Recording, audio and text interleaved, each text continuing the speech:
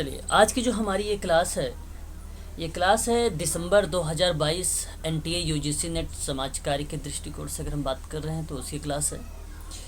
और इसी के साथ साथ अगर मैं बात करूं आप लोगों से तो Sanjay Gandhi post graduate institute of medical science जिसका एग्ज़ाम 5 जून 2022 को होने वाला है, उसके संबंध में भी आप लोगों की ये जो है आज की क्लास है। इम्पोर्टेंट क्लास है आप सबके लिए। और मैं आप सबसे कहूँगा कि नोट्स आप लोग अवश्य बनाइएगा, क्योंकि नोट्स ही आपका एक सच्चा साथी माना जाता है एग्ज़ाम के दौर पे या उसके दौरान। तो मैंने लास्ट टाइम में समाजकारी की अवधारणा को बताते हुए कुछ व्यक्तिगत समाजकारी में इम्पोर्टेंट बिंदुओं पर चर्चा किया था। याद रखिएगा कि समाजकारी में कुछ प्रोफेशनल शब्द हैं, ट्रेडिशनल शब्द हैं जो अवधारणाओं को स्पष्ट करते हैं समाज कार्य की। और आप लोगों से मेडिकल सोशल वर्क और यूजीसी नेट दोनों एग्ज़ाम में यहाँ से प्रश्न पूछे जा सकते हैं। जैसे अगर मैं आपसे बात बताऊँ कि समाज कार्य में एक शब्द आता है धर्मार्थ दान करके। अब ये अपनी कॉपी पर आप चाहें तो मेंशन करते रहें, और उसके बारे में अगर आपको केवल कीवर्ड्स को याद रखना धर्मार्थ दान होता क्या है तो आप डैश बांध के एक सेंटेंस में लिख सकते हैं। ये जो धर्मार्थ दान होता है ये किसी निर्धन की सहायता करना, एक समाज कार्य माना जाने वाली जो एक्टिविटी है वो धर्मार्थ दान को बताता है। बिना लाभ की आशा किए, ध्यान रखिएगा, बिना लाभ की आशा किए किसी ज़रूरतमंद की आप मदद करना ही आपका दान कहलाता है। और यही शब्द जो है या यही वाक्य जो है प्रस्तुत करता है धर्मार्थ दान को। भारत में आप लोग को मालूम है कि दान का जो प्रचलन है वो ऋग्वेद से है, यानी ऋग्वेद काल से ही माना जाता है। हिंदू धर्म में दान एक प्रकार का ऋण माना जाता है, और धर्मार्थ दान करना प्रत्येक हिंदू का कर्तव्य भी माना जाता है। तो धर्मार्थ दान एक ऐसा शब्द है, आप लोगों से कभी कभी हो सकता है परिभाषा के रूप में पूछे और आपको सम्मिलित करने के लिए कर बोले। एक शब्द आता है ऐच्छिक कार्य। कितने लोग जानते हैं ऐच्छिक कार्य क्या होता है? देखिए, मैं केवल कुछ शब्दों को बता रहा हूं जो समाज कार्य की अवधारणा को बताता है ना। फिर उसके बाद मैं आगे बढ़ूंगा। ऐच्छिक कार्य क्या होता है मालूम है क्या किसी को? अपनी इच्छा से। ओके, वेरी गुड, चलो शाबाश। ठीक है, इसी तरीके से एक्टिव रहिए। सभी लोग अगर एक्टिव रहेंगे तो हमें भी मज़ा आएगा पढ़ाने में और आपको भी पढ़ने में अच्छा लगेगा। ऐच्छिक कार्य होता क्या है कि सही बताया आपने। इसके अगर यहाँ पे अगर हम बात करें तो प्रतिबद्धता, मनुष्य को वांछित लोगों की जो सहायता करने की अपेक्षा करता है वो बेसिकली ऐच्छिक कार्यों को रिप्रेजेंट करता है। जैसे अगर मैं बात करूँ कि लोगों को स्नेह, स्वावलंबन, आदर, पहचान और आध्यात्मिक विकास की जो आवश्यकता होती है, और वहाँ पर आपने कुछ कार्य किए या कोई क्रियाकलाप किया और उसकी मदद कर दिया तो वह एक प्रकार का ऐच्छिक कार्य हो जाता है ना। तो इसमें भी स्वार्थ त्याग कर मानव की सेवा करना एक समर्पण वाली एक प्रक्रिया शामिल है जो बताता है आपको ऐच्छिक कार्य। हालांकि आज के समय में देखा जाए, वर्तमान समय में व्यक्तिवाद और स्वार्थपरता बढ़ती जा रही है आज के टाइम में। स्वार्थ का मतलब समझ रहे होंगे, व्यक्तिवाद का मतलब भी समझ रहे होंगे, जिसमें ऐच्छिक कार्यों पर विपरीत प्रभाव डालता है। लेकिन अगर हम बात करें तो लोग दूसरों की सेवा जो कर रहे हैं, ऐसे में ऐच्छिक कार्य की परिभाषा की जो आवश्यकता पड़ती है वो आपको बताता है नैतिक धार्मिक उपदेश। जहाँ लोग कोई ना कोई बातें कह देते हैं लोग को, लोक हित के लिए या उसके भलाई के लिए कोई एक्टिविटी कर देना या कोई कार्य करना, या कोई ऐसी घटना जिसमें अगर हम बात करें तो नासवास, संसार का एहसास हो, त्याग के उदाहरण और अनमोल वचन, लोगों की भलाई के लिए जो प्रेरित कर रहा जो शब्द होता है वो आपको कहीं ना कहीं ऐच्छिक कार्य को बताता है, ऐच्छिक कार्य को बताता है। तो अपनी इच्छानुसार या अपनी इच्छा से या आप जो चीज़ें बता रहे हैं समाज सेवा में या जो लोगों को समाज कल्याण के तरफ चल रहे हैं लेकर प्रक्रिया को, या उसे मुख्य धारा से जोड़ रहे हैं, तो वो बेसिकली आपका ऐच्छिक कार्य बता देता है। तो ये दूसरा शब्द है, समाज कार्य की अवधारणा को स्पष्ट करता है। तीसरा शब्द आता है एक श्रमदान। श्रमदान बताएं तो श्रमदान को भी लोग समाज कार्य ही मानते हैं, है ना, जो कि गलत है। ये श्रमदान समाज कार्य नहीं है, ये गलत है। ऐसे बेसिकली श्रमदान का मतलब होता है ऐच्छिक परिश्रम से।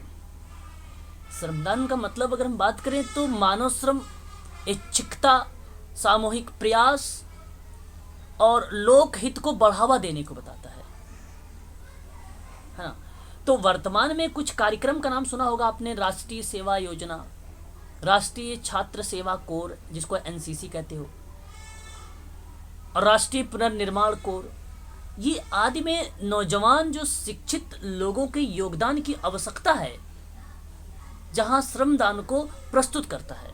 तो श्रमदान का सामाजिक और आर्थिक विकास में बहुत महत्व है। श्रमदान समाज कार्य के उद्देश्य, विधि और दर्शन के पॉइंट ऑफ व्यू से देखा जाए तो वो अलग है, भिन्न है। तो श्रमदान बिना प्रतिफल लिए व्यक्तियों द्वारा सामूहिक रूप से किया गया कार्य माना जाता है, जबकि समाज कार्य विशेषता और तकनीकी कौशल पर आधारित है। तो सामाजिक व्यवस्था में जो परिवर्तन लाने की प्रक्रिया है वो श्रमदान का ही कहीं ना कहीं पार्ट होता है। एक एक शब्द को समझिए बस केवल। लेकिन तो श्रमदान आप समझ गए होंगे, इसका मतलब है ऐच्छिक परिश्रम से, न कि समाज कार्य से। ठीक है, इस चीज को आप याद रखिए। चौथा एक शब्द आपसे अगर बात करूं, आपने नाम सुना होगा सामाजिक आंदोलन। आप जानते होंगे, इन पे मैं चर्चा करूंगा। एक दिन की क्लास है, 1 घंटे की, बहुत अच्छी क्लास होगी और इसमें सभी सामाजिक आंदोलन कवर हो जाएंगे। सामाजिक आंदोलन के जो अगर हम अर्थ समझे तो वो अलग अलग हैं।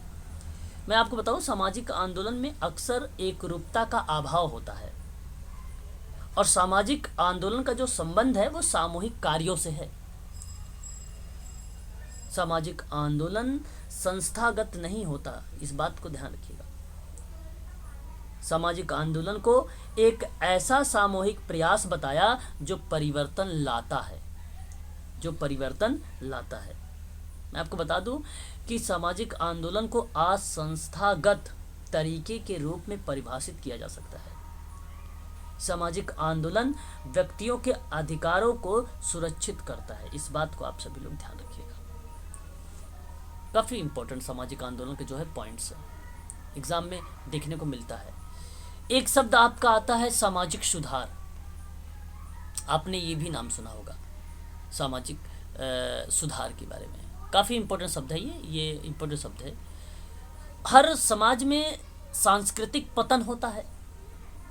जब समाज के लोग अपने रीति रिवाज और परंपरा को नकारते हैं, जिसके कारण उनके व्यक्तित्व का विकास और कोई भी कार्य प्रणाली विकसित नहीं हो पाती है। जैसे अगर मैं बात करूं भारत में वर्ण व्यवस्था, इन बुराइयों के कारण सामाजिक सुधार जो है आरंभ हुआ था। आपने नाम सुना होगा एमएस गोरे के बारे में। एमएस गोरे सम एक्सपेक्ट वाली जो किताब है सोशल वर्क की, इन्हीं के द्वारा आई थी। उन्होंने कहा है कि सामाजिक सुधार का जो मतलब होता है सामाजिक मनोवृत्ति में परिवर्तन लाना। बस सामाजिक मनोवृत्ति में परिवर्तन लाना ही सामाजिक सुधार कहलाता है। ये बहुत इंपॉर्टेंट शब्द है। एक होता है सामाजिक ताना बाना। आपने नाम सुना होगा सामाजिक ताना बाना, बहुत इंपॉर्टेंट शब्द है ये भी। ताना बाना, ताना बाना का मतलब होता है नेटवर्क।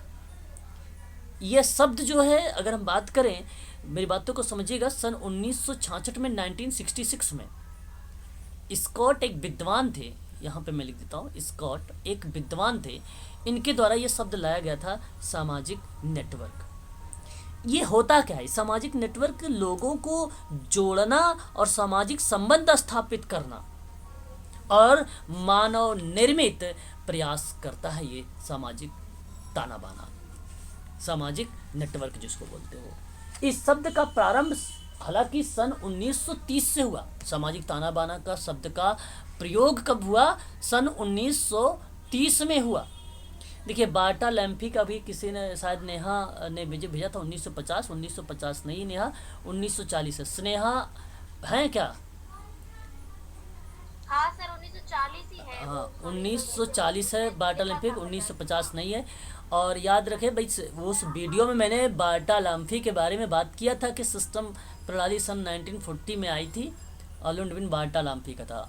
और उसने वीडियो देखा नहीं है उन्होंने, और केवल उन्होंने कमेंट करना शुरू कर दिया ग्रुप में। वीडियो देखा करो भाई, है ना। सर पीडीएफ देखा था मैंने, तो उसमें नहीं था।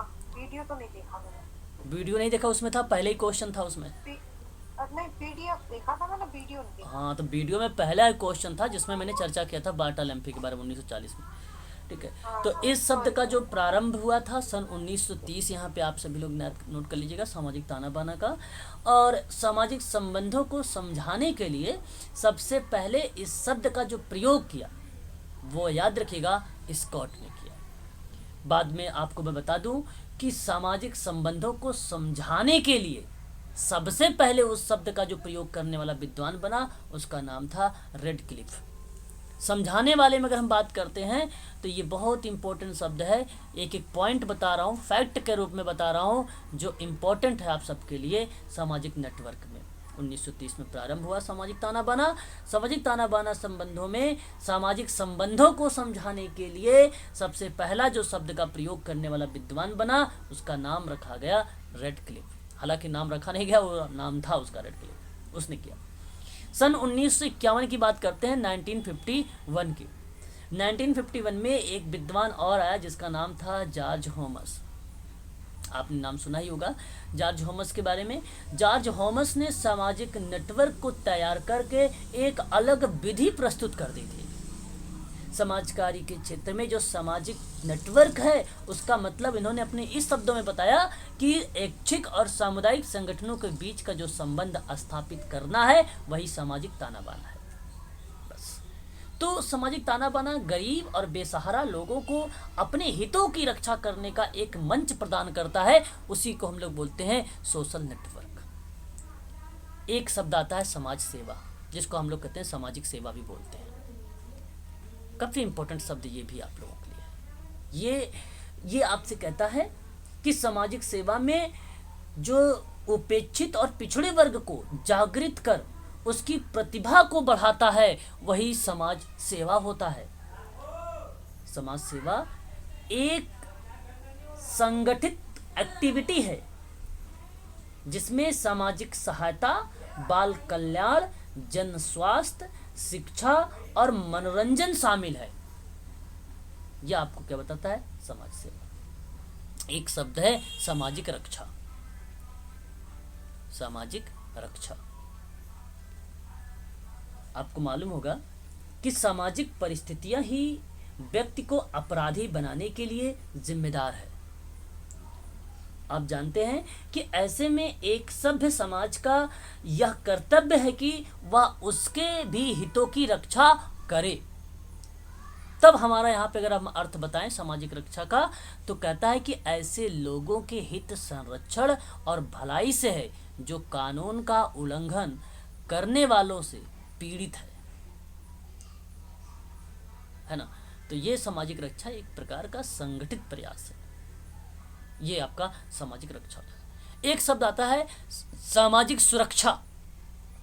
सामाजिक सुरक्षा हो गया ना? नहीं, सामाजिक सुधार था। सामाजिक सुरक्षा एक शब्द होता है। एक शब्द होता है सामाजिक सुरक्षा। मतलब इसमें प्रत्येक व्यक्ति अपनी सुरक्षा चाहता है। लोगों को सुरक्षा विभिन्न संस्थाओं द्वारा दी जा रही है। भारत में संयुक्त परिवार है, आप जानते हैं। लोग काफी सुरक्षित हैं। विज्ञान और तकनीकी के विकास के कारण व्यापार और वाणिज्य का विस्तार भी हुआ है। सन 1935 में इंग्लैंड में अगर हम बात करें, सर विलियम ब्रिज ने सामाजिक सुरक्षा का विचार प्रस्तुत किया था। सर फिर से नाम बताइए। सन 1935 में इंग्लैंड के सर विलियम विब्रिज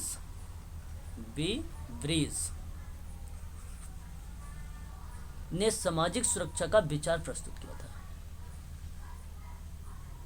और वहीं वाल्टर एंड्रियास फ्रीडलैंडर ने सन 1963 में एक परिभाषा लिखते हुए कहा है कि सामाजिक सुरक्षा जो होती है बेरोजगारी, वृद्धावस्था, निर्भरता और अवैधानिकता जैसी चीजों से सुरक्षा हेतु समाज द्वारा की गई क्रिया है। ये बात फ्रीडलैंडर की है। एक शब्द और आता है समाज कल्याण। आपने नाम सुना होगा समाज कल्याण के बारे में। समाज कल्याण एक शब्द आता है। प्रत्येक सभ्यता का लक्ष्य मानव कल्याण के लिए प्रयास करना होता है। हमारे पूर्वजों ने सभी के कल्याण एवं विकास के लिए सामाजिक संस्थाओं की स्थापना की है। कल्याण का मतलब आप समझ ही रहे होंगे, सभी की भलाई। तो समाज कल्याण में सामाजिक और आर्थिक पक्ष शामिल किए गए हैं। तो समाज कल्याण सामाजिक सेवाओं और संस्थाओं की संगठित व्यवस्था है। आपको बताऊं मैं, आपने एक नाम सुना होगा समाज कल्याण बोर्ड, एक है social welfare board. Durgabai Deshmukh का नाम सुना है? जी सर।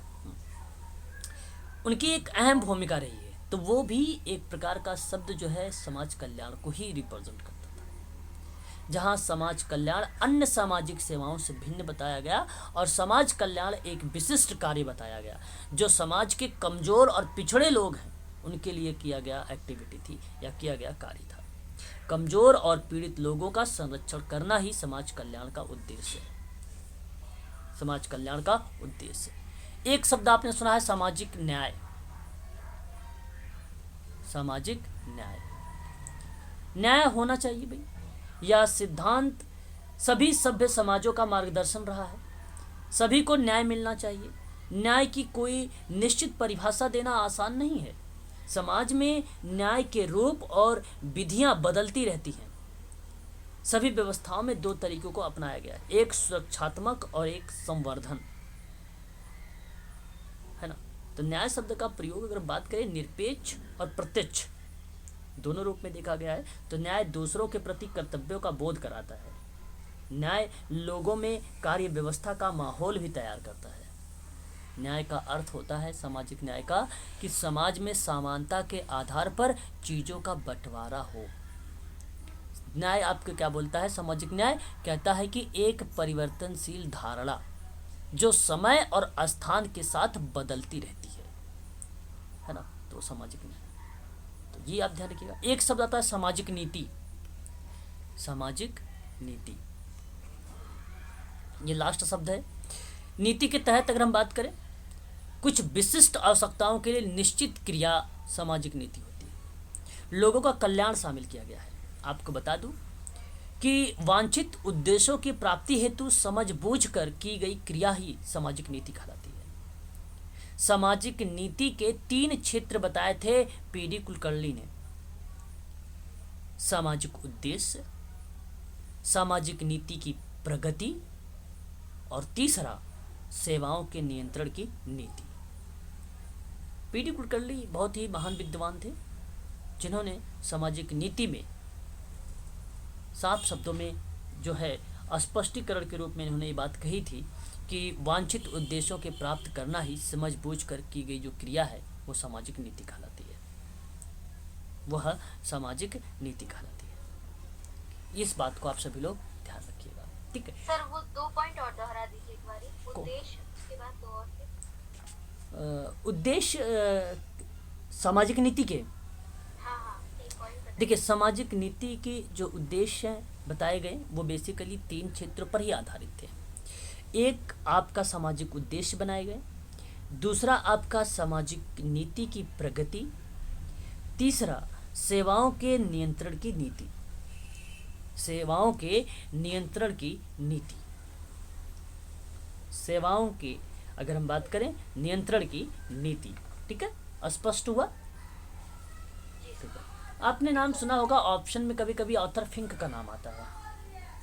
ऑथर फिंक, ऑथर ई फिंक, इनके जो नाम आते हैं जानते हो किस लिए आते हैं? इनकी एक परिभाषा रही समाज सेवाओं में ही। इन्होंने साफ शब्दों में कहा, अगर आप लिखना चाहें तो लिख लीजिए सभी लोग, समाज कार्य भविष्य में सामाजिक बाधाओं को रोकने या रोकते हुए ही की गई सेवा है, वही समाज कार्य है। मतलब भविष्य में सामाजिक बाधाओं को रोकते हुए की गई जो सेवा है वही समाज सेवा है या समाज कार्य है। और फ्रीलैंडर तो जानते हैं कि वैज्ञानिक ज्ञान कौशल आधारित है समाज कार्य, ये तो आपको मालूम है ना। तो इस तरीके की ये चीज़ें थी जो मैंने आप लोगों को स्पष्ट कर दिया, आप लोग इसको ध्यान रखिएगा सभी लोग, ठीक है। आगे बात करेंगे समाज कार्य के कुछ लक्ष्य हैं, और लक्ष्यों पर बात करें तो आप लोगों से सेपरेट पूछा जा सकता है समाज कार्य के लक्ष्य बताएं। तो ध्यान रखने वाली बात है आप सबके लिए ये, आप ध्यान से सुन लीजिए कि स्वास्थ्य और कल्याण के क्षेत्र में स्थानीय और प्रांतीय राष्ट्रीय स्तर पर किया गया जो कार्य होगा वो समाज कार्य का लक्ष्य कहलाता है। चाहे वो स्थानीय स्तर पे कर रहा है कार्य स्वास्थ्य कल्याण को लेकर, चाहे वो प्रांत के लेवल पे कर रहा है, चाहे वो नेशनल लेवल पर कर रहा है, ये कार्य आपके क्या कहलाएंगे, समाज कार्य के लक्ष्य कहलाते हैं। हालांकि मैं आपको बता दूं, समाज सेवा समाज कार्य का अगर जब हम कभी अर्थों को स्पष्ट करते हैं तो समाज के पिछड़े या उपेक्षित और निर्धन लोगों के कल्याण के लिए कार्य करना समाज सेवा ही कहलाता है। और उसी के पॉइंट ऑफ व्यू से अगर हम लक्ष्य पर बात करें तो यहाँ पे आप देख सकते हैं स्थानीय प्रांतीय और राष्ट्रीय स्तर पर जो किया गया कार्य है वह स्वास्थ्य और कल्याण की दृष्टि से बता रहा है। सामाजिक नीतियों के निर्माण के लिए सामाजिक पृष्ठभूमि तैयार करना भी समाज कार्य का लक्ष्य बन जाता है। सामाजिक आंकड़ों को इकट्ठा करना और सूचनाओं का विश्लेषण करना ही समाज कार्य का लक्ष्य बन जाता है। अविकसित समूहों के लिए मांग करना ही समाज कार्य का लक्ष्य बन जाता है। सामाजिक समस्याओं के लिए ठोस सुझाव और प्रस्ताव प्रस्तुत करना ही समाज कार्य का लक्ष्य बन जाएगा। नए सामाजिक स्रोतों की खोज करना ही समाज कार्य का लक्ष्य होता है। सामाजिक समस्याओं के प्रति जनता में जागरूकता या जागृत वाली चेतन वाली क्रिया संचालित करना भी आपका क्या कहलाता है, समाज कार्य का लक्ष्य कहलाता है। तो टोटली मिला के कहें सभी वर्गों के लिए काम करता है, जीवन स्तर को ऊपर उठाने की बात करता है, मानव और समाज का विकास करता है, अधिकार का संरक्षण करता है, व्यक्तियों के दायित्व का बोध कराता है, सामाजिक सेवाओं को महत्व को बताता है। ये सभी क्रियाएं जो है समाज कार्य के लक्ष्य को ही रिप्रेजेंट करते हैं यानी प्रस्तुत करते हैं। हाँ, इस बात को आप सभी लोग ध्यान रखिएगा, काफ़ी अच्छा शब्द है आप सबके सामने ये।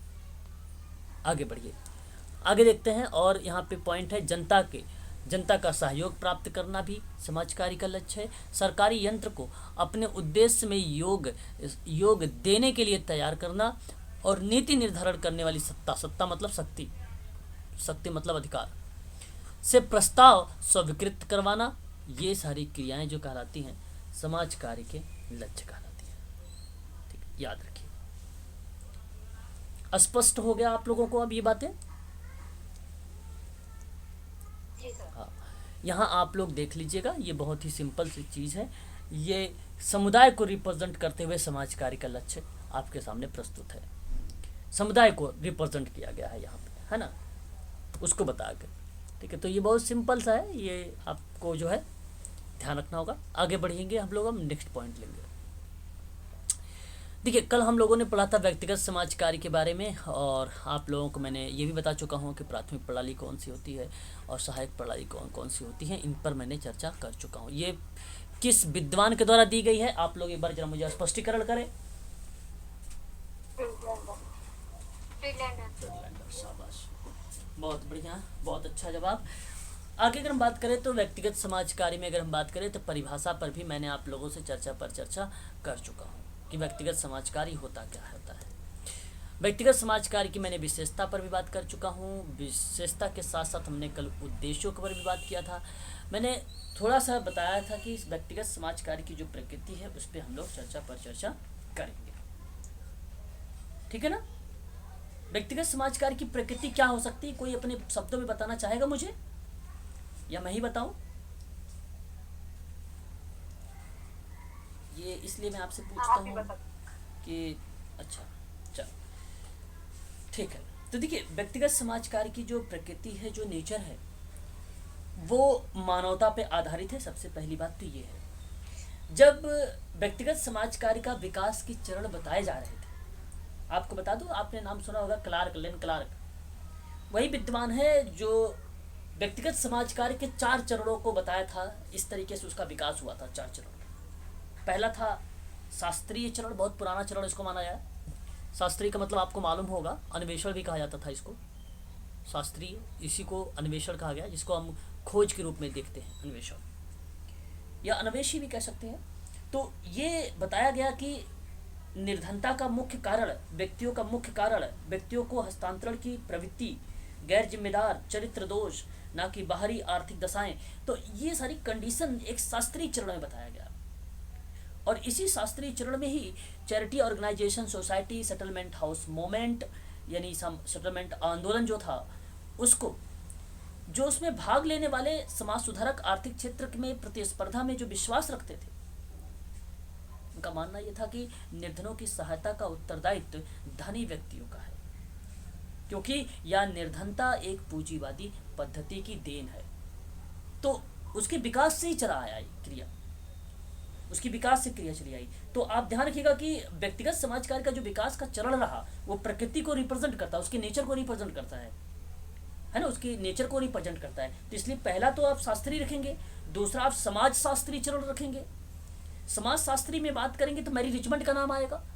समाज शास्त्री चरण, समाज शास्त्री चरण, ये दूसरा चरण रहेगा।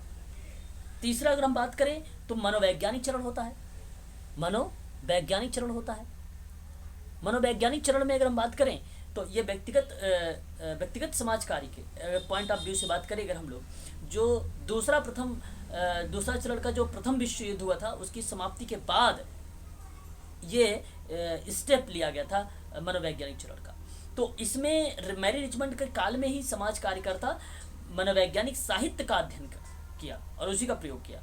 और ये आपको बता दो सन 1918 में, आप चाहो तो नोट कर लो, यहाँ पे एक पॉइंट मैं आपको बताना चाहूँगा। सन 1918 में स्मिथ कॉलेज में साइकेट्रिक सोशल वर्कर प्रशिक्षित किए गए थे Mary Richmond.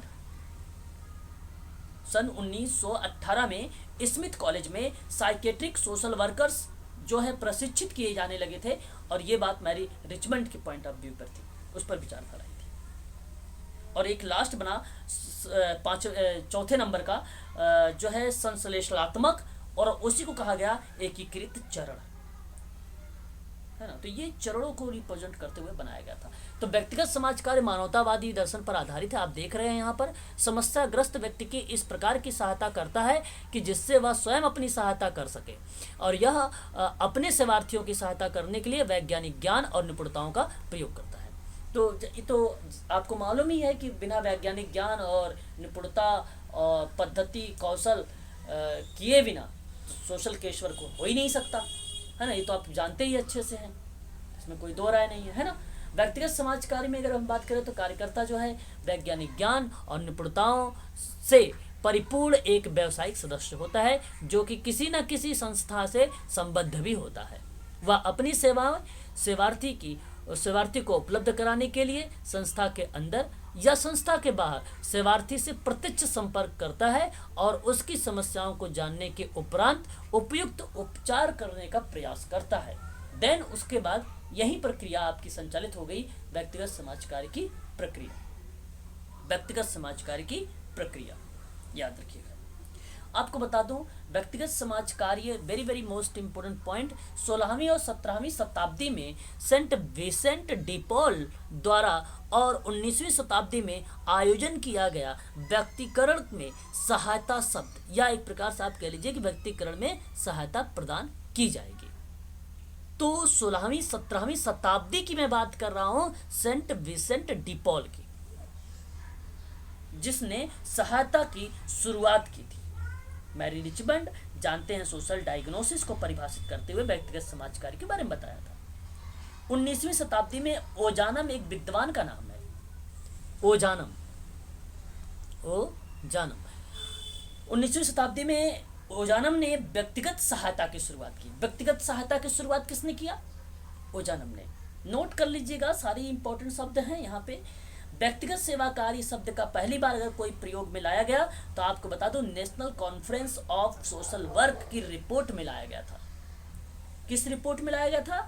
National conference of social work के रिपोर्ट में व्यक्तिक सेवा कार्य शब्द का पहली बार प्रयोग में लाया गया था।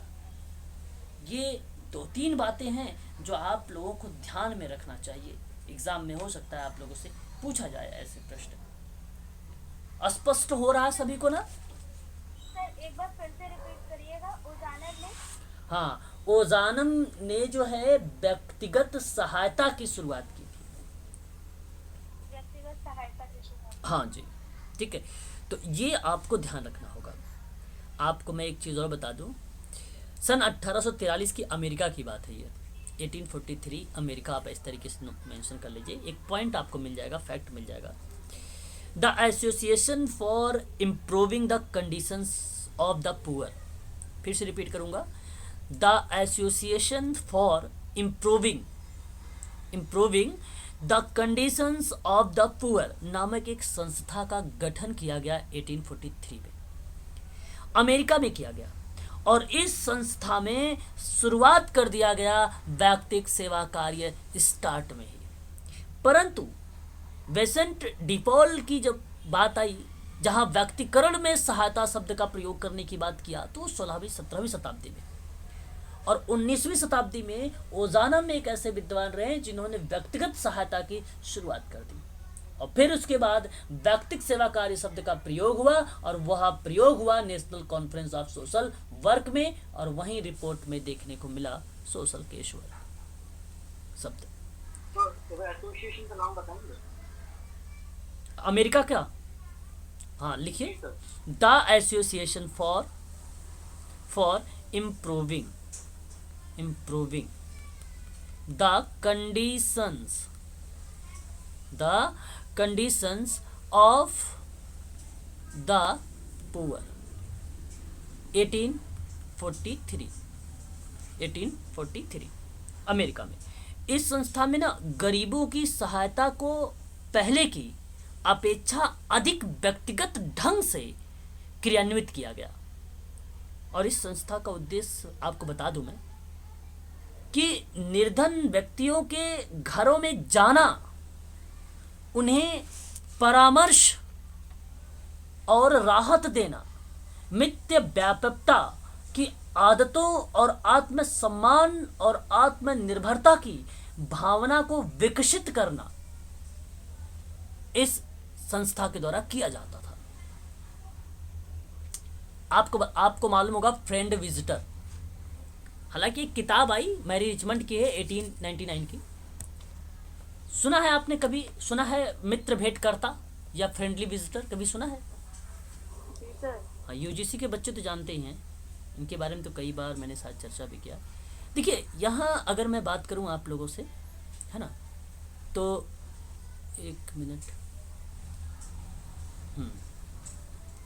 तो अगर मैं यहाँ आप लोगों से बात करूँ, तो जो मित्र भेंट करता शब्द है मैडम, इसकी हिंदी है फ्रेंड विजिटर का, तो यह शब्द शुरुआत इंग्लैंड में हुआ है कि अमेरिका में? कौन बताएगा मुझे? अमेरिका में हुआ। America, very good. यहाँ America is the right answer, very good, बहुत बढ़िया। मैं आपको बता दूं, जो फ्रेंड विजिटर की मैंने बात किया है ना, वो केस वर्क का ही एक प्रकार का रूप है। कैसे? देखिए समझिए मेरी बात को। आपने नाम सुना होगा COS के बारे में। COS जो चैरिटी ऑर्गेनाइजेशन सोसाइटी जो है, ये बेसिकली व्यक्तिगत समाज कार्य के संदर्भ मतलब पॉइंट ऑफ व्यू, दृष्टिकोण में अमेरिका में गठित प्रयास किया गया सन 1877 में, 1877 में। चैरिटी ऑर्गेनाइजेशन सोसाइटी की जब स्थापना हुआ तो उसी दौरान विकसित किया गया कि व्यक्तिगत सेवा कार्य में जांच पड़ताल करना होगा, पंजीकरण करना होगा, निर्धन व्यक्तियों को राहत प्रदान करना होगा, और इसी संस्था द्वारा स्वयं सेवकों का उपयोग भी किया जाएगा, जिन्हें मित्र भेंटकर्ता कहा जाएगा।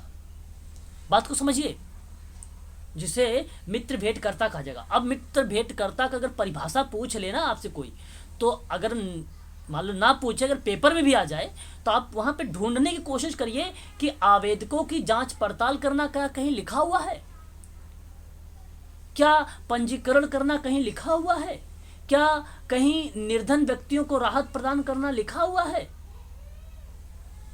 जो संस्था के द्वारा स्वयं सेवकों का उपयोग करता है, जिन्हें हम मित्र भेंटकर्ता कहते हैं। यहाँ स्वयं सेवक निर्धन लोगों की आवश्यकताओं का आकलन करने के लिए उनसे संपर्क करते थे।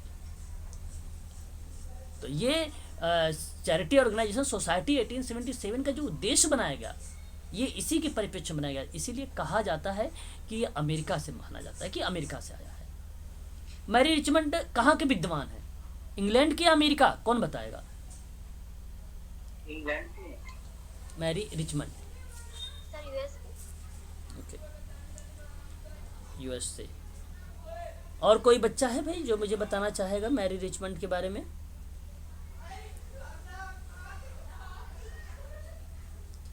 नहीं, नहीं पता। ओके, कोई बात नहीं। अमेरिकन विद्वान है मैडम वो, American social work, professional American social worker हैं वो अमेरिका के रहने वाली हैं, लेडीज हैं वो, है ना? ठीक है, याद रखिएगा आप सभी लोग। और मैरी रिचमंड एक ऐसी विद्वान जो सोशल वर्क में इतने फेमस है कि पूछो मत, हर साल इनसे प्रश्न पूछा जाता है। और ये तय है, ये जितनी बार यूजीसी का पेपर होगा उतनी बार पूछी जाएंगी। ये इतनी फेमस पर्सन है सोशल, बड़ी भूमिका निभाया इन्होंने सोशल केस वर्क में। सोशल डायग्नोसिस के रूप में आएंगी ये 1917 में, what is social case work के रूप में आएंगी 1922 में, friendly visitor among the poor a handbook for charity workers के रूप में भी आएंगी 1899। वॉर एंड फैमिली सोल्जर्स के रूप में भी आती हैं 1918 में भी, है ना? ये चाइल्ड मैरिज के रूप में आती हैं 1925 में। ये बहुत सारी इनकी, हालांकि बहुत सारी तो नहीं, कुछ किताबें हैं बहुत ज़्यादा फेमस हैं जो सोशल वर्क में पूछी जाती हैं। आगे बढ़िए जी। एक दो दिन पहले वाला कोई मैं रिकॉर्डेड देख रही थी, उसमें आपने बताया था कि व्यक्तित्व समाज कार्य जो है वो लंदन में जो चैरिटी ऑर्गेनाइजेशन सोसाइटी था ना, वहाँ से उत्पन्न हुआ था इस शब्द। देखिए चैरिटी, ये अगर हम बात करें चैरिटी ऑर्गेनाइजेशन सोसाइटी के बारे में, लंदन जो है 1869 में स्टार्ट हुआ। कॉपी हालांकि वहीं से की जाती थी, अमेरिका वालों ने वहीं से किया। परंतु मैं आपको बता दूं कि ये जो आवेदकों की जांच पड़ताल करना, पंजीकरण करना, निर्धन व्यक्तियों की राहत प्रदान करना, ये इंग्लैंड में नहीं किया गया था। वहाँ के COS का अलग उद्देश्य बनाया गया था। हालांकि वहाँ पे निर्धन लोगों की आवश्यकताओं को आकलन ना करते हुए उनकी मदद करने की बात की गई थी, लेकिन यहाँ पे आकलन करने की बात की गई। एक बार म्यूट हो जाइए, तो यहाँ मैं आपसे कहूँगा कि जो फ्रेंडली विजिटर जो शब्द है, बेसिकली एक ट्रेडिशनल शब्दों के साथ अगर एक सोशल वर्क में अगर पूछा जाता है तो आप लोग बताइएगा कि अमेरिका से आया है। अमेरिका से आया है, इंग्लैंड से नहीं। America is the right answer हो जाएगा आपका। ये साफ शब्दों में इग्नू की किताब में मिलेगा। समाज कार्य का जो उद्गम और विकास की किताब होगी जिसके पास, उस किताब में साफ शब्दों में लिखा गया है। MSW 001 करके किताब है वो, उसमें देखिएगा। समाज कार्य का वही किताब है, उसमें आपको देखने को मिलेगी।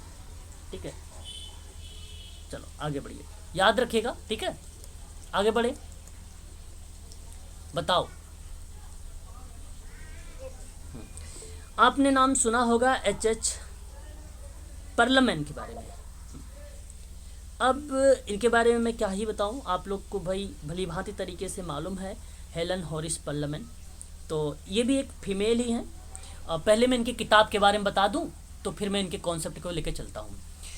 किताब इनकी जो रही बुक, वो कुछ फेमस बुक रही, जैसे सोशल केस वर्क नोट करना है तो नोट कर लीजिए।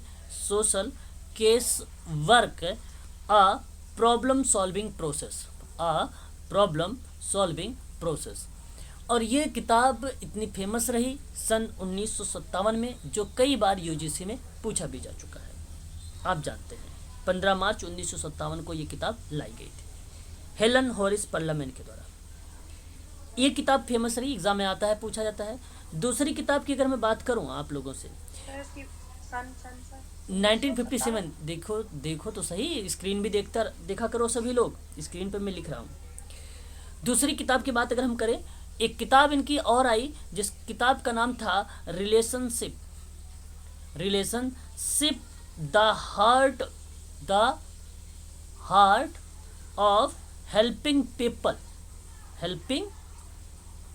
पीपल। अब इस किताब में हेलन हॉरिस पर्लमैन ने एक ऐसी स्थिति को बताया जहां इन्होंने व्यक्तिनिष्ठता पर बल ना देते हुए वस्तुनिष्ठता पर बल दिया, और इस किताब को पब्लिश किया सन 1979 में। ये भी किताब इनकी इम्पोर्टेंट रही। एक तीसरी और लास्ट किताब बहुत ज़्यादा फेमस इनकी ये भी किताब रही है, और यहाँ अगर मैं बात करूँ तो परसोना शब्द आपने सुना होगा, जो लैटिन भाषा से बना है, जिसका अर्थ होता है मुखौटा, मास्क, नकाब। जानते होंगे आप सभी लोग। Persona social role and personality, ये जो किताब रही हेलन हॉरिस पर्लमैन की। और ये किताब कब आई थी, क्या कोई किसी को मालूम है? कोई बताना चाहेगा मुझे?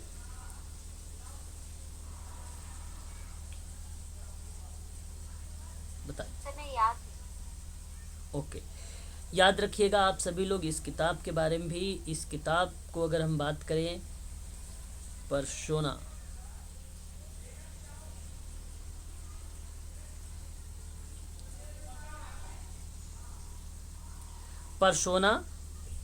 सोशल रोल एंड पर्सनालिटी, हो गया 1962। 68 सर। हाँ नहीं 1962 वर्जनली पब्लिश्ड है वो 1962 है। 1962,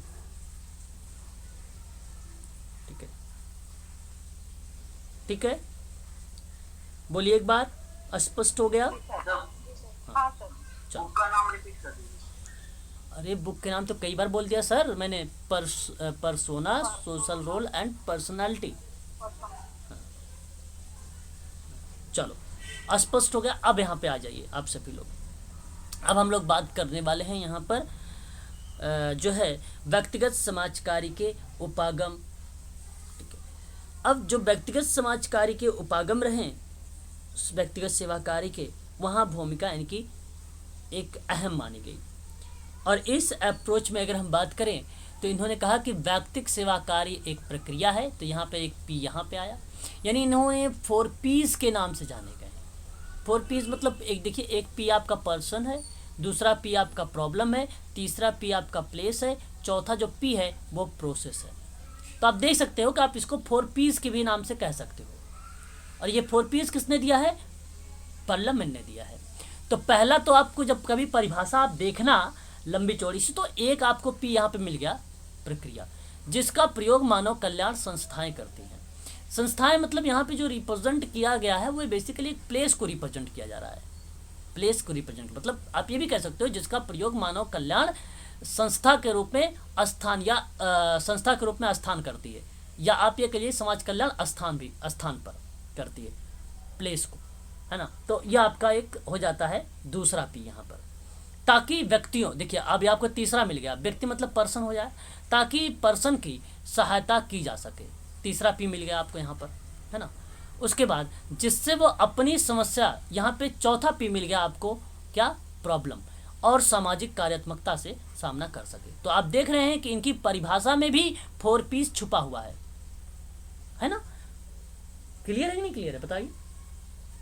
हाँ, तो ये चीज़ें आपको ध्यान रखनी होगा। तो ये परिभाषा भी जब आप पढ़ेंगे ना तो आपको पता चलेगा। देखिए, प्रक्रिया मिल गई भाई, प्लेस मतलब मिल जाएगा आपको, व्यक्ति मिल जाएगा आपको जो है समस्याएं मिल जाएंगी, है ना। तो वो इम्पोर्टेंट, ये कभी कभी 4 तत्व के नाम से जाने जाते हैं, 4 अंग के रूप में जाने जाते हैं। अंग, है ना, कि भाई इस व्यक्तिगत समाज कार्य के 4 अंग बताइए, यही है तत्व। अंग घटक के रूप में भी कभी कभी ये पूछ लेता है, और बाकी तो आप जानते हैं उपागम के रूप में तो ये है ही, इसमें कोई दो राय नहीं,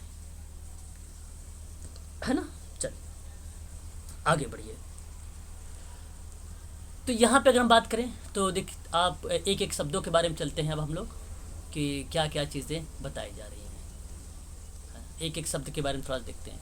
व्यक्ति क्या हो सकता है, यहाँ पे अगर हम बात करें आप लोगों से, व्यक्ति क्या हो सकता है? स्पष्टीकरण करें, व्यक्ति क्या हो सकता है? सर समस्या ऐसा व्यक्ति जिसको जो समस्या तो ग्रस्त समस्या का सामना करता रहता है। हाँ, मतलब यहाँ पे समस्या का सामना कर पाए नहीं, ऐसा व्यक्ति नहीं कि जो समस्या का सामना कर पाए। ठीक है, समझने की कोशिश करिए। देखिए यहाँ पर जो अपने व्यक्ति पर्यावरण के साथ व्यक्ति कोई भी हो सकता है, व्यक्ति कोई हो सकता है, बालक भी हो सकता है ना, पुरुष भी हो सकता है, स्त्री भी हो सकती है ना। तो ये बताने की कोशिश किया जा रहा है यहाँ पर, ये बताया गया, मैरी रिच पार्लियामेंट ने ये बताया आपसे कि व्यक्ति बालक में भी हो सकता है, व्यक्ति पुरुष भी हो सकता है और स्त्री भी। तो यहाँ पे ये इनमें से अगर कोई भी है तो वो व्यक्ति है, वो व्यक्ति है। अब उसकी पॉइंट, सेवार्थी कह सकते हैं। हाँ सेवार्थी, वही व्यक्ति, यहाँ पे उन्होंने सेवार्थी ना कहकर व्यक्ति को रिप्रेजेंट किया है शब्दों का, है ना।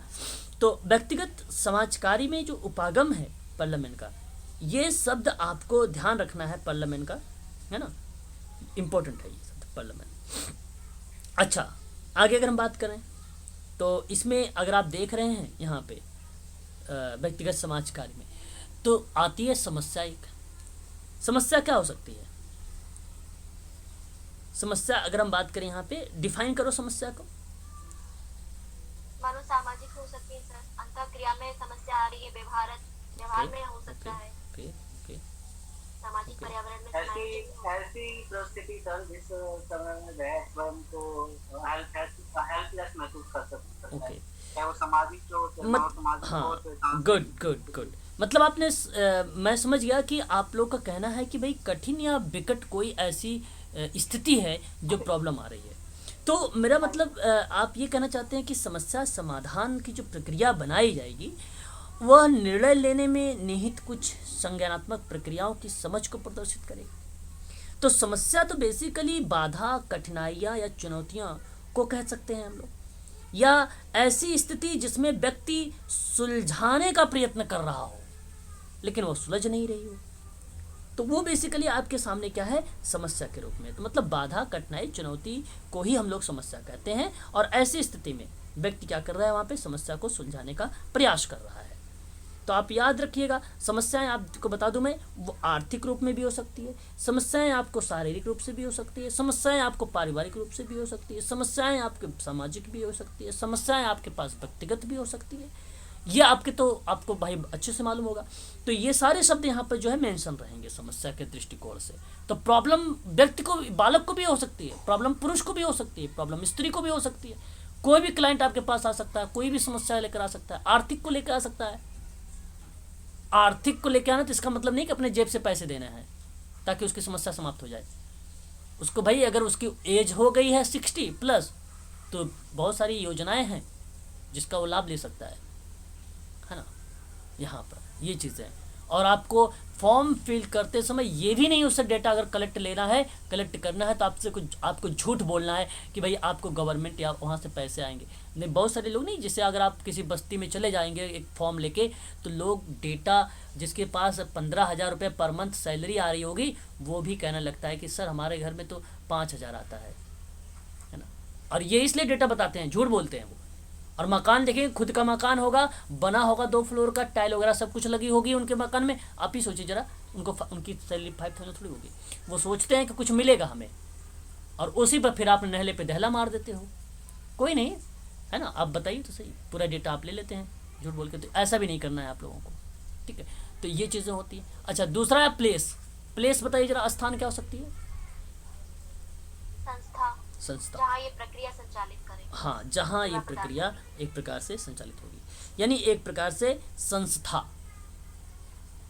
तो संस्था तो आपको भली भांति तरीके से मालूम है, जिसको हम संगठन के रूप में भी जानते हैं, ऑर्गेनाइजेशन के रूप में भी जानते हैं, है ना। तो यहाँ आप इस तरीके से इसको रिप्रेजेंट करेंगे संस्था को कि एक सामाजिक संस्था जहाँ समाज का वह ढांचा होता है जो मुख्य रूप से सुव्यवस्थित विधियों द्वारा व्यक्तियों की ज़रूरतों की पूर्ति के लिए संगठित किया जा सकता है।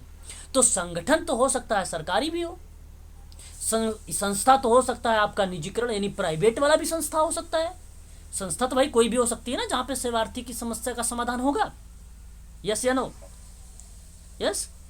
तो यही चीज़ें, संस्थाएं सामान्य जनता में पाई जाने वाली विचार करने की स्थिर आदतें हैं एक प्रकार की, है ना। तो ये चीज़ें आपको तो पता होना चाहिए। सामाजिक नियंत्रणों के साधनों की व्यवस्था करता है संस्था। आपकी संस्था व्यक्ति का कार्य एवं पद को प्रदान करता है, मानव आवश्यकताओं की पूर्ति करती है संस्था। संस्था चाहे प्राइवेट हो चाहे गवर्नमेंट हो, संस्था मानव व्यवहारों को नियंत्रित करती है, व्यवहारों के अनुरूप चलती है और सामाजिक परिवर्तन में सहायक होती है। संस्था सदस्यों के व्यवहारों में अनुरूपता लाती है, सामाजिक अनुकूलन में मदद करती है, व्यक्ति के कार्य को सरल बनाती है, संस्कृति की वाहक मानी जाती है। संस्कृति का वाहक का मतलब समझते हैं आप लोग? एक पीढ़ी से दूसरी पीढ़ी को हस्तांतरित करने वाली जो प्रक्रिया होती है, जैसे धार्मिक, आर्थिक, राजनीतिक, सांस्कृतिक संस्थाएं जो होती है, एक अहम भूमिका निभाती है संस्थाएं सामूहिक जीवन में व्यक्ति का मार्गदर्शन भी करती है। तो ये तो संस्था का प्रक्रिया थी। उसके बाद एक शब्द आता है प्रोसेस, जिसको हम लोग बोलते हैं प्रक्रिया। ध्यान रखिएगा, अगर यहाँ से इंडिविजुअल भी करके अगर एग्जाम में प्रश्न आ जाए ताकि तब भी आप बता दो। हालांकि इंडिविजुअल करके नहीं आता है, क्रम करके आता है, क्रम करके आता है। क्रम मैंने शायद कल आप लोगों को पढ़ाया भी था। कौन बताएगा क्रम? कल की क्लास में मैंने बताया भी था, नहीं मालूम? अरे भाई कल मैंने बताया था, व्यक्ति, समस्या, स्थान, प्रक्रिया, यही तो प्रक्रिया, यही तो स्टेप है। तो 7 स्टेप जो बताए थे। अरे वो तो सॉरी, वो तो प्रक्रिया है। ये तो मैंने पार्लियामेंट का वो था स्टेप, पार्लियामेंट का स्टेप यही है ना। हाँ सर, ये जो लिखे हुए हैं सामने वही है। हाँ वही है, वही है। तो वही मैं पूछ रहा था। तो ये हो गया। अच्छा, अब आती है प्रक्रिया। भाई process of social case work. Process of social case work में क्या, ये बहुत बड़ी है, ये बहुत बड़ा रूप में देखा गया है। बेसिकली व्यक्तिगत समाज सेवा कार्य में ना, समाज कार्य की एक महत्वपूर्ण प्रक्रिया है जिसके अंतर्गत समस्याग्रस्त व्यक्ति की समस्या का समाधान सामाजिक कार्यकर्ता यानी आप के द्वारा वैज्ञानिक और क्रमबद्ध तरीके से किया जाता है। आप जानते हैं अच्छी तरीके से कि प्रक्रिया एक ऐसी घटना है जिसमें समय समय पर निरंतर परिवर्तन होते रहते हैं, निरंतर परिवर्तन होते रहते हैं। तो ये इस बात को आप सभी लोग ध्यान रखिएगा। अब यहीं आपका स्टेप स्टार्ट हो जाता है। जैसे कि आपको मालूम होना चाहिए अच्छे से कि पहले प्रवेश आता है, फिर मनोसामाजिक अध्ययन होता है, फिर उसके बाद निदान होता है, फिर उपचार होता है। उपचार के जस्ट बाद अगर हम बात करें तो आप लोगों को बताऊं, मूल्यांकन की प्रक्रिया आएगी और मूल्यांकन के बाद आपकी समाप्ति की प्रक्रिया आएगी, फिर उसके बाद आपकी प्रतिपुष्टि की आएगी। लेकिन आपको बता दूं, अगर आपके पास हरियंट की बुक होगी तो सेवाओं को समाप्ति और मूल्यांकन, तो यानी मूल्यांकन से पहले समाप्ति को दे दिया है। मूल्यांकन को सेवा की समाप्ति पहले दे दिया, लेकिन हरियंट की बुक के हिसाब से ना चलें आप लोग। पहले आप मूल्यांकन को मेंशन करें। ये अच्छा, ये होता भी है ये, परंतु अगर हम बात करेंगे तो प्रक्रिया के दौरान हमें देखने को मिलता है कि आपने सेवा को समाप्त कर लिया और समाप्त करने बाद, परंतु ध्यान रखें केस वर्क में ही सेवा समाप्त होने के बाद ही मूल्यांकन करेंगे और मूल्यांकन के बाद ही प्रतिपुष्टि लेंगे, फीडबैक लेंगे, है ना। और लेकिन जब सोशल वर्क में आएगा ना, तो आप समाप्ति को यहाँ ऐसा ना करिएगा कि मूल्यांकन से पहले, मूल्यांकन के बाद रखिए। लेकिन मैं कहूँगा इतना कंफ्यूज मत होइए आप सभी लोग। मैं कहूँगा कि आप सभी लोग मूल्यांकन को प्राथमिकता दीजिए, सेवा समाप्ति करिए। अगर इस तरीके का प्रश्न बनाएगा तो आयोग यहाँ पे क्या करेगा, कॉमन नंबर देगा सबको। और आयोग को मानना भी चाहिए कि स्टेटमेंट यही सही है कि पहले मूल्यांकन होगा फिर समाप्ति होगी। अच्छा पॉइंट, अच्छा समाप्ति होने के बाद मूल्यांकन क्यों, मैं बता भी देता हूँ। बेसिकली इसका विचार क्या हो सकता है यहाँ पे, इसका विचार ये हो सकता है भाई कि पहले अगर आपने कोई काम कर रहे हैं किसी सेवार्थी के साथ और काम कर लिया, काम करने के बाद अगर आपको लगा कि भैया अभी इसका ट्रीटमेंट हो गया है, तो ट्रीटमेंट जैसे ही कंप्लीट हो जाता है, 6 महीने गोल बनाया आपने, बिना मूल्यांकन करे सेवा समाप्त कर दिया। भाई आपको पहले तो मूल्यांकन तो करना चाहिए ताकि भी सेवार्थी सीखा कि नहीं सीखा, उसमें परिवर्तन हुआ कि नहीं हुआ, तभी तो पता चलेगा कि अगर मूल्यांकन समय पता चल गया कि भाई हाँ ये ठीक है, तब तो सेवा समाप्त करोगे। अब आप सोच लीजिए कि बिना मूल्यांकन किए काम करते करते सेवा समाप्त कर देंगे आप, और फिर हम मूल्यांकन करेंगे आप। तो समाप्त होने का मतलब ये हुआ कि आप दोबारा उस गोल को दोहराना नहीं चाहते हैं, इसलिए आपने समाप्त कर दिया वहां पे। अगर आप मूल्यांकन करके समाप्त कर रहे हैं और फिर वहां पे दोहराने की बात करते हैं, तो दोबारा से आप उसको क्या करना, रिहेबिलिटेशन वाली प्रक्रिया में गोल को और 3 महीने के लिए बढ़ा रहे हैं आप, 3 महीने के लिए और बढ़ा रहे हैं। क्या मेरी बात समझ में आई कि नहीं समझ? दोबारा से बताऊं मैं आपको, सर आ गई समझ। आज गई। मूल्यांकन पे बता रहे हैं ना सर आप? हाँ, मूल्यांकन देन समाप्ति दोनों को लेकर कंपेयर करके बता रहा हूँ, है ना। हाँ हाँ, अगर आ गई तो बहुत अच्छी बात है, चलो बहुत अच्छी। तो ये जो बात, फॉलोअप में रखते हैं ना सर, वही ना? हाँ क्या चीज़? जो फॉलोअप में रखते हैं ना, लाइक 15-20 दिन के बाद हम लोग हाँ हाँ हाँ हाँ, बिल्कुल बिल्कुल, हाँ, हाँ, वही वही, सर ये डिस्चार्ज की जो प्रक्रिया होती है, हाँ। हम्म, तो डिस्चार्ज की प्रक्रिया तो मूल्यांकन के इवैल्यूएशन के बाद ही होनी चाहिए। बिल्कुल बिल्कुल, श्योर श्योर होना चाहिए। हाँ, यही सही, यही सही है, जी यही सही है। यदि आप बिना मूल्यांकन किए डिस्चार्ज कर देते हैं ना, तो हमें तो पता ही नहीं चला कि उसमें सुधार हुआ कि नहीं हुआ। जो कि हरियंट की बुक कहती है कि समाप्त कर दिया आपने, फिर मूल्यांकन कर दिया आप। डिस्चार्ज उसने कहता है कि हमने डिस्चार्ज कर दिया, और फिर उसके बाद आपने इवैल्यूएशन किया, जो कि ये गलत प्रक्रिया मानी जाती है सोशल वर्क में, है ना। ये नहीं होना चाहिए, इसको आप सभी लोग ध्यान रखिएगा। काफ़ी इंपॉर्टेंट चीज़ें थी ये, आप लोग ध्यान रखिए। तो ये 4 पॉइंट था, यहाँ पे आपका स्पष्ट हो गया ये प्रक्रिया भी। आगे मौलिक मान्यताएं, जो मैंने कल बताया था आपको, मान्यताओं के बारे में भी ये स्पष्ट हो गया। व्यक्तिगत समाज कार्य के कुछ हिस्ट्री के बारे में अगर मैं आप लोगों से बात करूं, तो आपको मैं बता दूं, हिस्ट्री में आपको दो बातें। एक तो COS का नाम याद रखिएगा। COS की बात अगर हम करें तो 1869 का, ठीक है।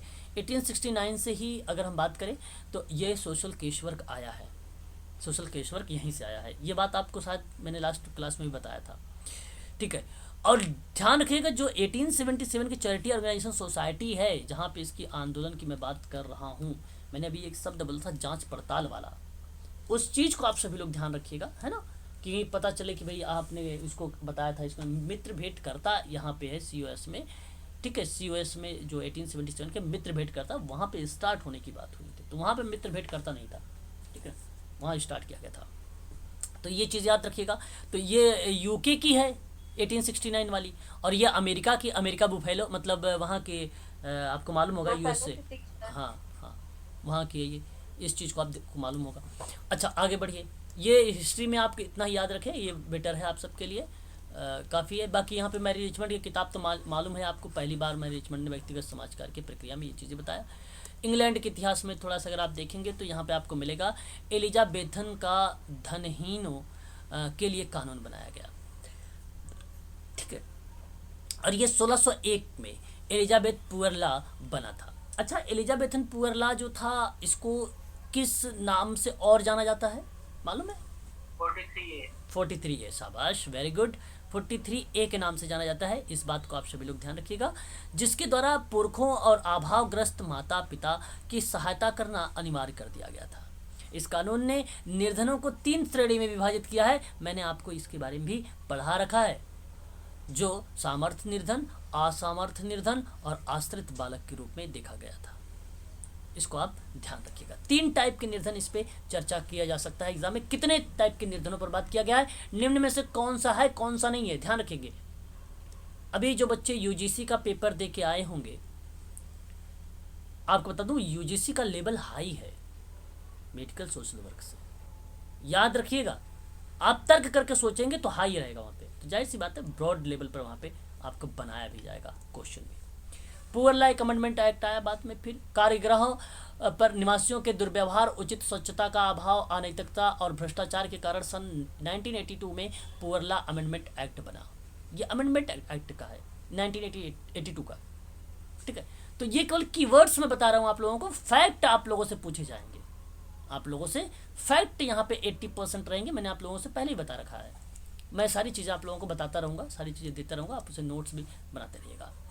थॉमस चामस का योगदान की बात अगर हम लोग करें तो 1780 और 1847 के बीच का रहा, जिसमें उन्होंने अपने अनुभव के आधार पर दान पद्धति को कटु आलोचना किया था, और व्यवस्था निर्धन में आचार भ्रष्टाचार को प्रोत्साहन देती थी, स्वावलंबन की इच्छा को निर्बल बनाती थी, और इस संबंध में थॉमस चामस ने सुझाव दिया था। आप देख सकते हैं दुर्गति को लेकर, जहां पर मामलों की जांच पड़ताल की बात किया और निर्धनों को आत्मनिर्भरता की तरफ रुख किया, यानी एक प्रकार से उनको मोड़ा। दूसरी बात करें जो है आत्मालंबन के बारे में, सेल्फ सपोर्ट की बात किया।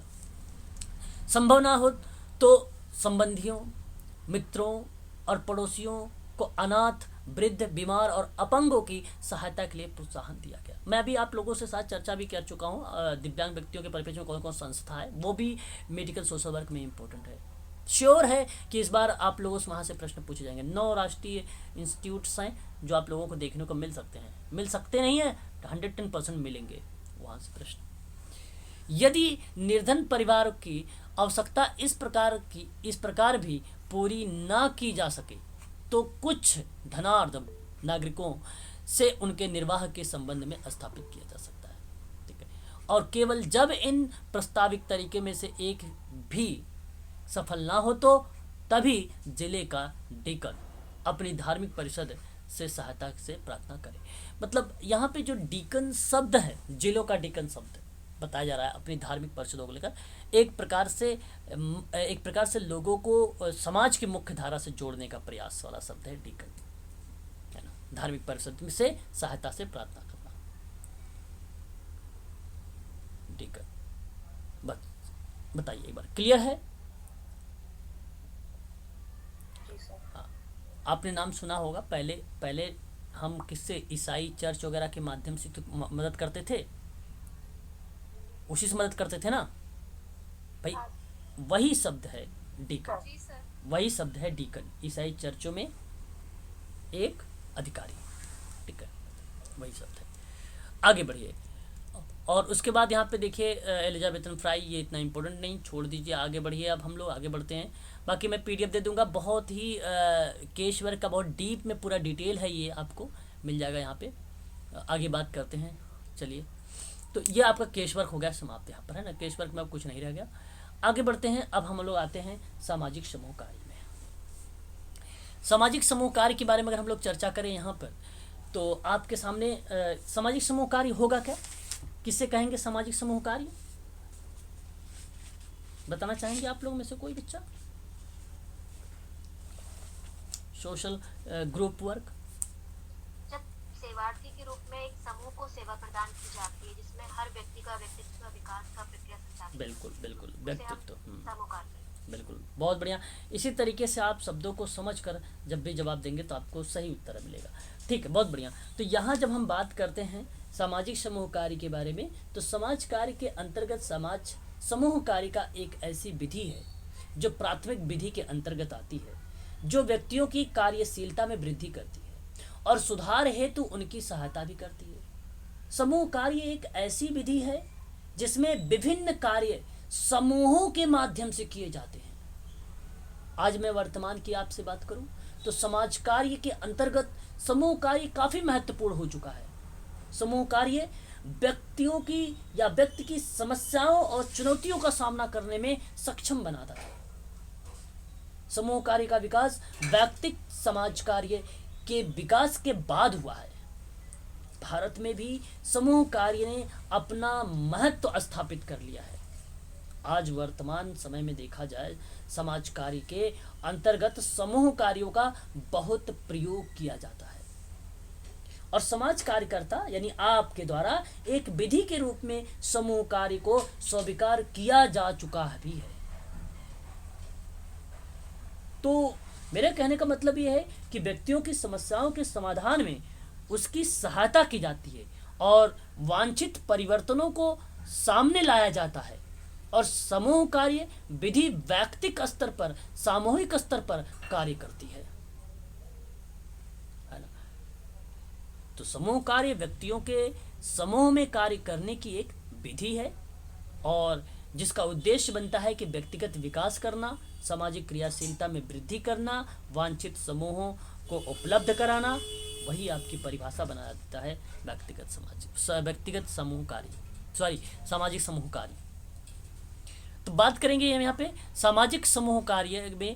इसके अंतर्गत समूह ही सेवार्थी होता है, अर्थात व्यक्ति की सहायता समूह के माध्यम से की जाती है, जिससे समूह की उन्नति एवं विकास संभव होता है। कार्यकर्ता विभिन्न कार्यक्रमों के माध्यम से समूह में उन्नति और विकास लाता है। व्यक्ति के लिए समूह आवश्यक होता है, अतः समूह कार्य समूह विकास द्वारा व्यक्ति के विकास एवं उन्नति में सहयोग भी देता है। वह व्यक्ति और समूह की एक ही समय में सहायता करता भी है। है। तो ये आपका सोशल ग्रुप वर्क बनेगा। वह समूह जी सर, जी तो बिल्कुल। जैसे ये अभी क्या बोलते हैं, ये आजीविका मिशन है जो, हाँ तो बिल्कुल। क्या ये समूह का से उदाहरण माना जा सकता है? आजीविका मिशन, जी जी जी। हाँ ये आजीविका self-help बिल्कुल group की सर, बात कर रहा हूँ। ये एक्चुअली स्वयं सहायता समूह है ही है, हाँ श्योर सर, है। सेल्फ हेल्प ग्रुप तो है ही वो सेल्फ हेल्प ग्रुप तो है ही है, तो क्यों नहीं माना जाएगा सर।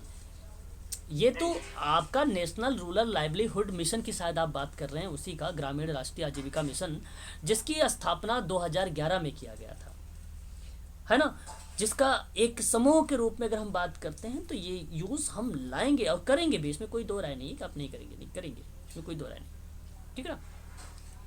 चलो आगे अगर हम बात करें तो सामाजिक समूह कार्य में वह समूह को इस प्रकार कार्य करने के लिए उत्साहित करता है। मैं एक बार कलर चेंज कर लेता हूँ इसका, उत्साहित करता है ना।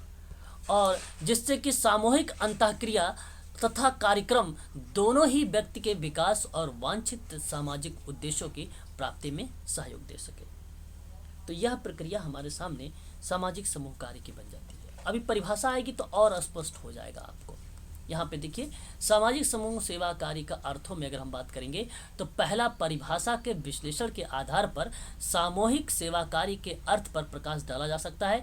जैसे कि आप ध्यान रखिएगा, यहीं से आपकी पॉइंट इंपॉर्टेंट है, यहीं से आप समझ सकते हैं। जो सामाजिक समूह कार्य है वो वैज्ञानिक ज्ञान, प्रविधि, सिद्धांत और कुशलता पर आधारित प्रणाली है। और इसका मतलब ही नहीं केवल इस सामाजिक समूह कार्य में ही होगा, यह आपका केस वर्क में भी होगा, यह आपका कम्युनिटी वर्क में भी होगा, यह आपका ग्रुप वर्क में भी होगा, समूह में।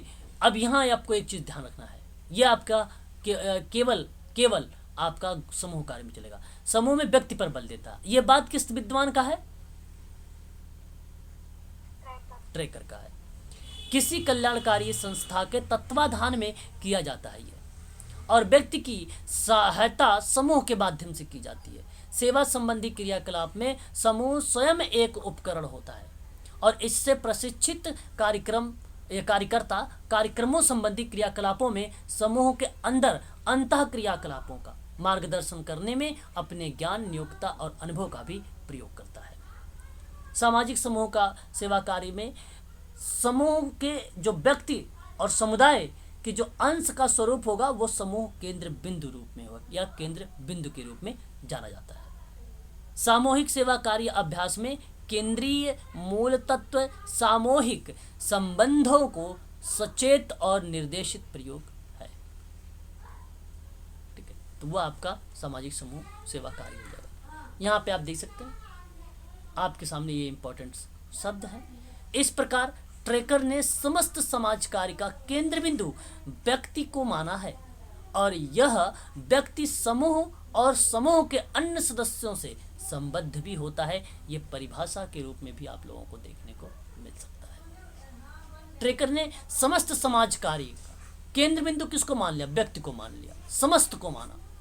हालांकि यहाँ पे उसका विचार ही केस ग्रुप वर्क ही है, मनन की बात करें तो ग्रुप वर्क ही। परिभाषा के रूप में देखेंगे न्यूज जो है ट्रेड के बारे में एक परिभाषा पढ़ेंगे, स्पष्ट हो जाएगा। स्वैच्छिक संघ द्वारा व्यक्ति के विकास और सामाजिक समायोजन पर बल देते हुए और एक साधन के रूप में इस संघ का उपयोग सामाजिक इच्छित उद्देश्यों को आगे बढ़ाने के लिए शिक्षा प्रक्रिया के रूप में सामूहिक कार्य को परिभाषित किया जा सकता है। बस मतलब यहाँ पे व्यक्ति के विकास और सामाजिक समायोजन पर बल देता है और साधन के रूप में भी संघ का उपयोग करता। संघ मतलब एक प्रकार से आप ये समझ लीजिए कि कमेटी होगी या सोसाइटी होगी या कोई इंस्टीट्यूट होगा या कोई संस्था होगी, उसको बता रहा है, जहां आप उद्देश्यों को आगे बढ़ाने में आपको मदद मिलती है और जो लोग उसके साथ जुड़े होते हैं वो व्यक्ति समाज की मुख्य धारा से जोड़े जाते हैं, है ना। तो ये चीज़ होती है। अब भाई दबे आपके सामने मान लो मेडिकल सोशल वर्क में आपको जॉब मिल गया, अब वहाँ पे समस्याएं मान लो अवसाद की है, डिप्रेशन की है, और यहाँ अवसाद से आपको 5 बच्चे मिले, आपने क्या किया था? असेसमेंट किया था। और असेसमेंट के ज़रिए आपको 5 बच्चे मिले तो आप थोड़ी ना आप एक एक बच्चों पर डिप्रेशन के बारे में जाएंगे, बताएंगे, अलग अलग 5 घंटे क्लास लेंगे। इन बच्चों को एक ही ग्रुप में डाल देंगे आप, है ना, क्योंकि इनकी प्रॉब्लम तो एक ही थी कॉमन। तो भाई अब यहाँ पर आप उपचार करना शुरू कर देंगे, 5 को एक ग्रुप में डाल के करेंगे। तो वही बातें बताने की कोशिश की जा रही है ना। उद्देश्य क्या होता है आप देख सकते हैं यहाँ। अगर हम बात करें, पहली पॉइंट कहता है कि सामूहिक कार्य का उद्देश्य समूह द्वारा व्यक्तियों को आत्मविश्वास, आत्मनिर्भरता और आत्म निर्देशन का विकास करना होता है। दूसरी पॉइंट कहता है कि सामाजिक कार्यकर्ता जो है यहाँ पे व्यक्ति होगा, ठीक है, व्यक्तियों में सामंजस्य को बढ़ाना और सामूहिक उत्तरदायित्व एवं चेतना का विकास करने में सहायता देता है। सामूहिक कार्य द्वारा व्यक्तियों में इस प्रकार की चेतना उन्नत की जाती है और क्षमता का विकास किया जाता है जिससे कि वे समूह और समुदायों के क्रियाकलाप में उसके जो है जिसके वे अंग हैं बुद्धिमत्तापूर्व भाग ले सके और उन्हें अपनी इच्छा, आकांक्षा, भावना, संधियों मतलब मित्रता आदि की अभिव्यक्ति का अवसर भी मिल सके। तो जाहिर सी बात है ना। अब इसके माध्यम से आप जब कोई भी क्रियाकलाप करते हैं तो उस व्यक्ति को समाज की मुख्य धारा से जोड़ देते हैं। तो ये आपका क्या बन जाता है, याद रखिएगा सभी लोग, सामाजिक समूह कार्य के उद्देश्य, है ना। अब देखिए यहाँ पे कुछ विद्वान अलग अलग से आए, सामाजिक समूह कार्य के उद्देश्यों के बारे में बताए। बाकी कॉमन सेंस उसका वही है कि व्यक्तियों को उद्देश्यपूर्ण समूह अनुभवों के माध्यम से उसके सामाजिक कार्यकलापों को बढ़ाना और उसकी व्यक्तिगत, समूह और सामुदायिक समस्याओं से अधिक प्रभावी ढंग से निपटाने में मदद करना, यही है बेसिकली इसका उद्देश्य बनेगा, है ना। बाकी आपको तो मालूम ही है। तो यहाँ पे ग्रेस कोयले की अगर कभी परिभाषा अगर आपको इंडिविजुअल के रूप में आता है तो आप 1, 2, 3, 4 पॉइंट याद रखिएगा। ग्रेस कोयले की बात करें तो यहाँ पे व्यक्तियों की आवश्यकताओं और क्षमताओं के अनुसार विकास का अवसर प्रदान करना ही ये सामाजिक समूह कार्य का उद्देश्य बन जाएगा।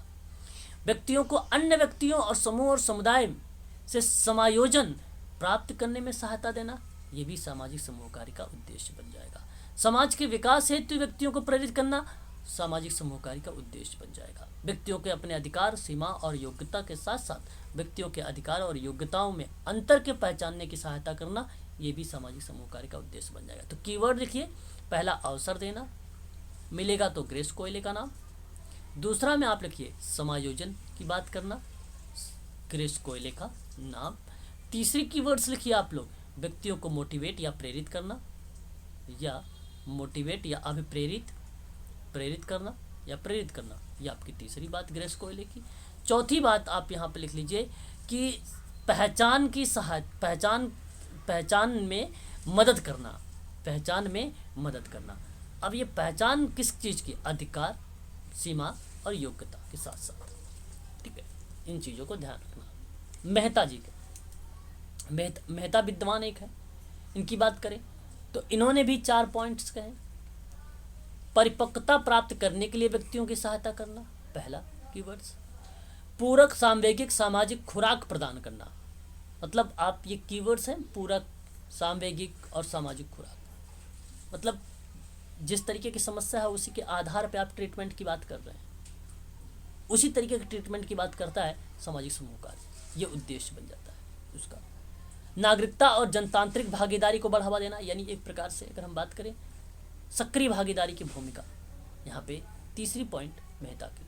हालांकि सक्रिय भागीदारी की अगर हम बात करते हैं समाज कार्य के पॉइंट ऑफ व्यू में तो पिंकस और मिनहम का नाम आता है, लोगों में भागीदारी की, पार्टिसिपेंट्स का। यहाँ पर मेहता का नाम आएगा, परंतु ध्यान रखिएगा जब नागरिकता और जनतांत्रिक जुड़ा रहे तो। असमायोजन और व्यक्तिक और सामाजिक विघटन का उपचार करना, जाहिर सी बात है असामाजिकता कहीं पर है, व्यक्तिक और सामाजिक विघटन कहीं पर है, तो वो वहाँ पर जो उपचार की बातें आ रही है वो आपका मेहता के द्वारा बताया गया उद्देश्य हो जाता है। विल्सन और रायलैंड काफ़ी इंपॉर्टेंट विद्वान है ये, इनके केवल 2 वर्ड्स हैं, 2 शब्द मतलब वाक्य हैं। समूह के माध्यम से व्यक्तियों को सामवेगिक संतुलन को बनाना है, संतुलित करना, शारीरिक रूप से उसे स्वस्थ बनाना है। तो सामवेगिक संतुलन और शारीरिक रूप से स्वस्थ बनाना, पहला कीवर्ड्स। दूसरे में हो जाएगा उद्देश्यों की प्राप्ति में सहायता करना, जो आर्थिक, राजनीतिक, सामाजिक जनतंत्र के लिए आवश्यक होगा। एचबी ट्रैकर आपके लिए बताएं, इंपॉर्टेंट विद्वान है ये। तो इन्होंने दो बातें बताई है कि मानव व्यक्तित्व का संभव उच्चतम विकास करना, और दूसरा जनतांत्रिक आदर्शों के प्रति समर्पण और अनुरक्त की बात करना। फिलिप्स एक बात कहते हैं, उनका कहना है कि सदस्यों का समाजीकरण ही समाज समूह कार्य का उद्देश्य है। कोनफ्का महोदय की एक बात है जो समाज समूह कार्य का उद्देश्य बताता है कि सामूहिक अनुभव द्वारा सामाजिक कार्यात्मकता में वृद्धि करना ही सामाजिक समूह कार्य का उद्देश्य है। बस यहाँ पर आपका ये उद्देश्य भी समाप्त हो गया। ठीक है, यहाँ आप अगर देखें तो उद्देश्यों का वर्णन, जीवन उपयोगी की आवश्यकता की पूर्ति करना, बिल्कुल करेक्ट जवाब है, ये भी हो सकता है आपका। सदस्यों को महत्व प्रदान करना, ये भी आपका उद्देश्य बन सकता है, इसमें कोई दो राय नहीं है। सामंजस्य स्थापित करने में शक्ति का विकास करना, ये भी आपका एक उद्देश्य बन जाएगा, है ना। वहीं अगर हम बात करते हैं सामाजिक समूह कार्य का, अब हम अर्थ पढ़ेंगे कल की क्लास में, है ना। कल की क्लास में हम लोग देखेंगे सामाजिक समूह कार्य क्या है। यहीं आप लोगों को मिलेंगे थोड़े से जैसे कल मैंने पढ़ा रहा था औपचारिक अनौपचारिक कुछ टाइप था, वही यहीं आपको वर्गीकरण मिलेगा सामाजिक समूह कार्य में कल की क्लास में। आज के लिए बस इतना ही रखिए आप सभी लोग, ठीक है। क्लियर है ना? हाँ, आप डाउट किसी को पूछ लीजिए।